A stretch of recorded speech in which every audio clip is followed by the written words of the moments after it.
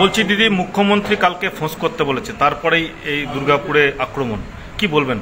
চরম অমানবিক এবং দায়িত্বজ্ঞানহীনতার পরিচয় দিয়েছেন রাজ্যের মুখ্যমন্ত্রী। তিনি এতদিন বলতেন যে আমি গুন্ডা কন্ট্রোল করি, এখন পরিষ্কার বোঝা যাচ্ছে গুন্ডারাই সরকারটাকে কন্ট্রোল করে। তারা যদি মনে করে যে এইভাবে তারা কার্যকর করে নির্যাতিতা দোষীদের শাস্তিটাকে আড়াল করে দিতে পারবেন, ভুল করছেন। গোটা রাজ্য জুড়েই নির্যাতিতা দোষীদের শাস্তির দাবিতে প্রতিবাদের আন্দোলন আরও বেশি বাড়বে। কালকের এই যে গুন্ডামি এক প্রকার, এটা কি মানে আপনারা কোনোভাবেই মানতে পারছেন? সভ্য সমাজে তো এসব মানা যায় না। বাইরে যে সমস্ত পুলিশরা দাঁড়িয়ে আছে, আগে তাদেরকে বলতে হবে যে আপনারা কি মানতে পারছেন? কালকের ভিডিওতে পুলিশের নিষ্ক্রিয়তা, অকর্মণ্যতা এবং তৃণমূলের দলদাস হিসাবে কাজ করা প্রত্যেকটা ছবিতে, ভিডিওতে স্পষ্ট হয়েছে। আর রাজ্যের পুলিশ মন্ত্রী হচ্ছেন মুখ্যমন্ত্রী নিজে। তাহলে আমাদের দাবি যে একদম ন্যায়সঙ্গত ছিল যে রাজ্যের পুলিশ মন্ত্রীকে পদত্যাগ করতে হবে। আমাদের দাবি গতকালের বিমল দাশগুপ্ত ভবন ভাঙা, ছাত্র যুব মহিলাদের মিছিলে আক্রমণ করা, পুলিশের চোখের সামনে দাঁড়িয়ে এবং আজ পর্যন্ত নেংটিগুলোর পিছনে ঘুরে বেড়াচ্ছে আর ধরে তাকে সেলাম করছে।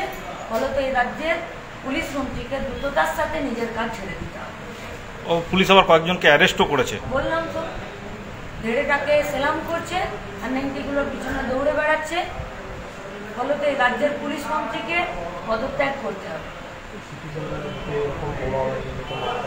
আজ পর্যন্ত হয়নি। দুর্গাপুরের কর্পোরেশনের ইলেকশন কি করে ভুলে যাচ্ছি আমরা? লুট, তখন বোমাবাজি করেছে। গুন্ডাদের স্বর্গরাজ্যে পরিণত করতে চাইছে দুর্গাপুর, আর বামেরা চেয়েছিল দুর্গাপুর কর্মসংস্থানের জায়গা হোক, কাজের জায়গা হোক। আসলে এটা কোনো বিচ্ছিন্ন ঘটনা নয়।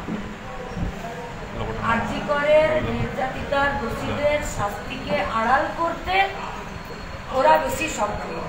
আমরা এখন দুর্গাপুরে এরা কেন বেশি সক্রিয় সেটা বোঝা যাচ্ছে না।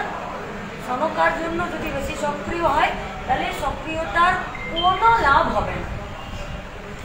আপনারা কি প্রতিরোধে নামবেন? প্রতিরোধে তো গোটা রাজ্যের মানুষ নেমে আছে বলেই তো রাজ্যের মুখ্যমন্ত্রী, পুলিশ মন্ত্রী, স্বাস্থ্যমন্ত্রী ভয় পেয়ে যাচ্ছে।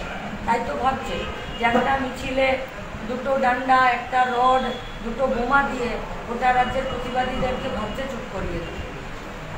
সেটা হবে না, কেউই চাইছে।